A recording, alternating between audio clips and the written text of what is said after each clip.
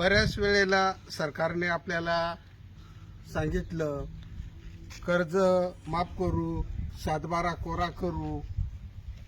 आतापर्यंत सरकारने एकदा नाही दोनदा नाही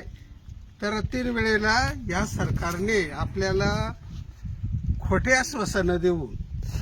सरकारने खऱ्या अर्थाने हे मतदानासाठी आपल्या शेतकऱ्यांची हे दिशाभूल करू राहिलेत, फसवणूक करू राहिलेत.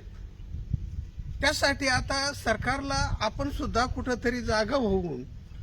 एक या सरकारचं निषेध म्हणून या शेतावर काळे झेंडे लावतो आणि या सरकारची या आपल्या शेतीला आपल्या घराला दृष्टी लागू नये अशा माध्यमातून आपण या प्रसंगी का एक सरकारचं